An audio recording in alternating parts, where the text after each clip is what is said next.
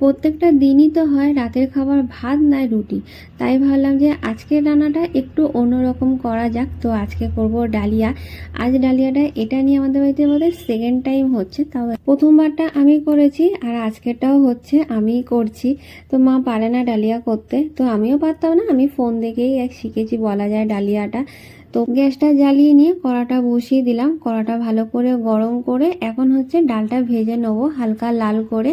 তো ভেজে নিয়েছি আর এখানে হচ্ছে কড়ার মধ্যে জল দিয়ে দিলাম। আজকে ডালিয়াটা করব কড়ার মধ্যে করলে না অনেকটা সুবিধা হয়। ডালটা একটু ফুটে উঠলেই তারপর হচ্ছে ডালিয়াটা ভালো করে ধুয়ে নিয়ে ডালিয়াটা দিয়ে দেবো। তো আমি ডালিয়া আর ডাল হচ্ছে দুটোই সমান সমান নিয়েছি। তো এবার হচ্ছে ডালিয়াটা দিয়ে দেবো। এই হচ্ছে কড়াইশুঁটি, এটা ফ্রিজ থেকে এখন বার করে নিয়ে এলাম। দেখতে দেখতে একটা বছর হতে যায় এই কড়াইশুঁটিটা আছে। তো আগের বছর স্টোর করে রেখেছিলাম, যেটা মায়ের কাছে কড়াইশুঁটি কচুরিয়ে করা হয়। তো এখন এইটুকুই আছে, তাও অনেকটাই আছে। আর কড়াইশুঁটিটা এমনই একটা শেপ নিয়ে নিয়েছে ফ্রিজে ছিল বলে।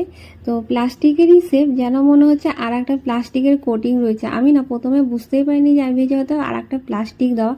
তারপর দেখলাম যে সাইড দিয়ে ভেঙে ভেঙে পড়ছে, তো পরে বুঝলাম যে ওটা বরফের শেপে ওরকম হয়েছে। আর আজকে এই ডালিয়ার খিচুড়িতে সবজি দেবো একটু গাজর, ফুলকপি, কড়াইশুঁটি তো দেবো আর দেবো একটু আলু। তো আমার না খিচুড়িতে একটু আলু দিলে বেশি ভালো লাগে, মানে আমাকে সবজি না দিলেও চলবে, আলু আমার একটু বেশি ভালো লাগে খিচুড়িতে। তো এবার হচ্ছে আগে পিছু করে সব সবজিগুলো দিয়ে দেবো।